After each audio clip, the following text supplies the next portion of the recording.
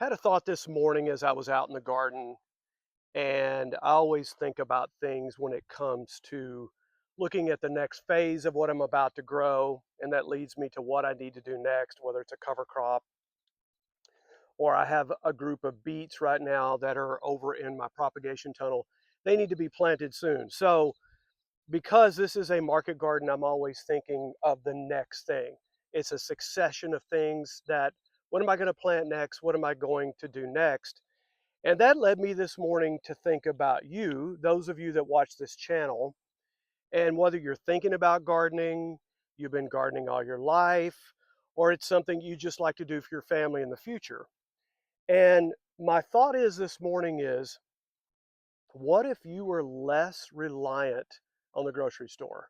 I'm not saying that you're going to stop getting things at the grocery store. My wife and I buy things.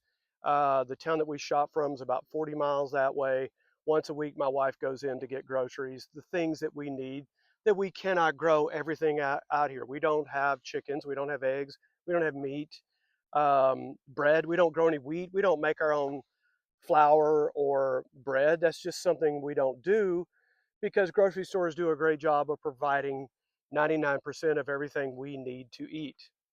But what if you could be just a little bit less reliant on having to get things at the grocery store?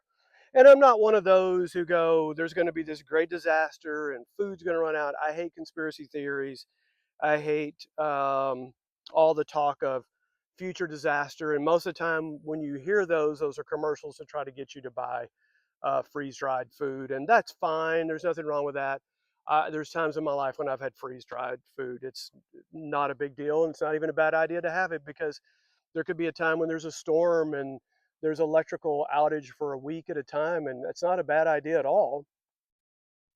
But my thinking is, if you could be less reliant on some of the things that you buy at the grocery store every time anyway, whether it be tomatoes or squash or cucumbers or onions or peppers, and you could just grow them right in your backyard and just a small area, unlike us, where this is a market garden that's over an acre or right at an acre, excuse me, and we grow a variety of things and we grow stuff for our customers and we also harvest for ourselves as well out here. And this is a time of year when we grow our mixed lettuces, our salad mixes, you'd say. We grow those, we grow cabbage, Swiss chard, spinach. We actually have a few cherry tomatoes going. We have bush beans because we're in zone 8A, which is a fairly warm zone here in Central Texas. So you can get by with growing stuff sometimes all the way into December. And depending on the zone you live in, you could do some of the same thing. There's a big part of the United States that stays warm well into late fall, and there's many things that you can continue to grow in a little small garden. And that's the beauty of a garden that is, I always say 20 by 20, 30 by 30, or just a small rectangle, is you can have just small rows of things which are easy to water, easy to maintain, easy to weed. I'm talking about you're not going to have to put in more than 2 hours a week. You could even have drip tape that's put on a timer for those things. You can even go cheaper and get soaker hoses and put them down for all your various different plants. And soaker hoses tend to put out a little bit more water at a time. So those could be set on a timer, and you can get timers on Amazon or go to Walmart, wherever. You can go to a hardware store and get the kind that are just battery operated. I think they take maybe 3 AAA batteries, depending on the brand. Simple to do, easy to program. They're digital. They've got the kind that are analog as well. I think they still have those. Put them on the hose, set up your garden, have it even on self-watering.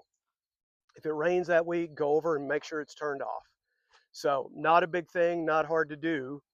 But back to my original point is just being less reliant on the supermarket for all your different things that you're buying anyway.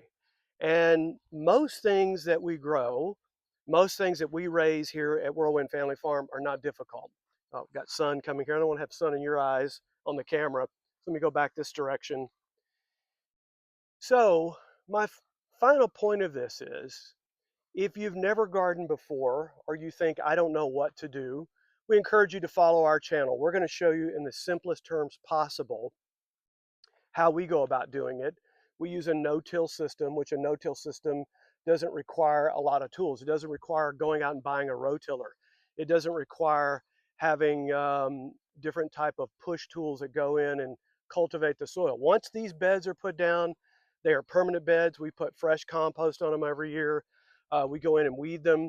If it's a root type plant, I always use carrots as an example. We broad fork, which is a simple thing to do. You can actually buy the little hand forks. You don't have to get the big broad fork for a small garden, just to loosen that soil so carrots grow straight down like they're supposed to. But I'll let you in on a little secret.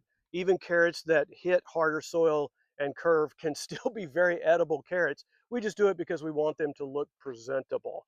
If it's your backyard and you have a carrot that doesn't quite grow straight, why do you care? It's still a very nutritious carrot that just didn't grow and look like the grocery store carrot. So that's the reason we loosen that soil so those carrots can grow straight down that 5 or 6 inches that they grow. So with all those things being said, and as we're heading into the middle of fall, and we'll get to that time of year, a lot of parts of the United States when we'll start to get cold and there won't be a lot of things growing and you really won't be thinking about gardening. But this is the time of season, this is the time of year, like I said at the beginning of this, when I think about the next thing. And this year, think about that small spot in your backyard where you're going to start the garden this year. Pick 5 things, 5 vegetables that you're buying at the grocery store anyway. Tomato plants, you can get the determinate, the little bush style tomato plants. They don't have to be trellised. If it is cucumbers, you don't have to have, we trellis our cucumbers. They don't have to be. They can spread out and grow. If they get a little yellowed on the bottom, who cares? Carrots, onions, beans, green beans. There's a row of green beans right there that we're in the process of growing. There's another row over there. And what's going to go through the winter over there are turnips. There's several rows of turnips right over there. That's another thing that can really handle the cold well. Had a little bit of spotty corn here. I had some old seeds. You can see they didn't germinate that well, but that's some corn. Might make it. It might make it to where it actually has some ears of corn on it. It may not, but it's there as a cover crop. So to wrap this up, to tell you, think about that spot for when you get back to February, March of this year and start thinking about what you would plant, how you'd plant it, where you'd buy your seeds, where you'd get your compost, making sure it's a good organic compost that you can put down, and then you're ready to go. Follow us, hit like, subscribe, hit the bell for notification. And each year and each week, we walk through little mini lessons out here where we talk about this is what we do with a cover crop. This is how we grow our tomatoes. This is how we prune our tomatoes. This is how we plant our beans and where we plant them in the time of year. And I'll let you in on one other thing. If you go into your search engine right now, Google, whatever you use, AI search, and search in, say you live in Dallas, Texas. I'm just going to use it because it's about 250 miles just northeast of me. If you Google that right now, it's going to say, what growing zone is Dallas, Texas? And it's more than likely, I think it's going to tell you 8B. This zone is 8A. We're a little bit higher elevation than Dallas, but really the difference between 8A and 8B is nothing. If you live in North Dakota and you Google what is my growing zone, I think it's going to tell you zone 4. And so after you find the zone that you live in, then go into your search engine and say, in zone 4, when's the best time to start my vegetables? And a lot of times they'll actually give you a chart that shows the best time to plant or the best time to put into seed trays and then to put out into rows and time to harvest. So there's so many resources that you can go. It'll show you exactly the planting time, and the zone you live in is key because you don't want to try to plant um, determinate tomato plants in zone 5 right now. They're just not going to make it. It's too cold.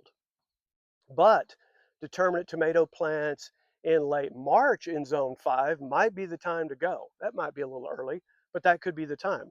So once you have that knowledge, then everything else starts to fall into place. And one of the things about growing your own garden, each season you learn a little more and you learn a little bit more of your technique, how to do it. So that's my thoughts is try to find and be a little bit less dependent on a grocery store because you're growing your own things. And that's a great reason right there to have a garden. Plus it's good outdoor exercise. And like me, it's easy for all of us now. We all have smartphones or tablets. It's easy to doom scroll when you're outside doing something in the garden. It's good for you. And then I'm going to mention one more thing. Those of you who may be watching this from maybe you live in a duplex or an apartment complex, and you're like, I really don't have any garden space, but you may have a balcony. And if you have, especially if you have a balcony that's kind of south facing, especially in North America, you're going to get that evening sun. The sun goes across the southern sky. You can grow things in containers. You could grow tomato plants. You could grow cucumbers. You could grow a few onion plants in containers on a balcony. And if it's just you, you live alone, or maybe you have a roommate, or maybe you have just a small, there's two or three of you as a family that live in this apartment complex. There are things that can be grown in containers, and that's one less thing that has to be purchased at the grocery store. So think about it. This is the time of year when I get to fall, when I think about that next thing, and you do the same thing. If you've been gardening for years, I'm not telling you anything new. You already know this, and it's something that you probably plan for and do each year. So thanks again for finding our channel. Stick with us. We'll try to take you through that education learning process. And I don't like to call it education or a learning process.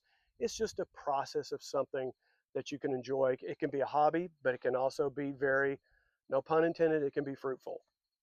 Thanks again. Like, subscribe, hit that bell for notification. It helps Whirlwind Family Farm. Blessings over you and your family. And we have another video you can check out right here. Check it out. It'll take you further along in that process. Talk to you soon from Whirlwind Family Farm.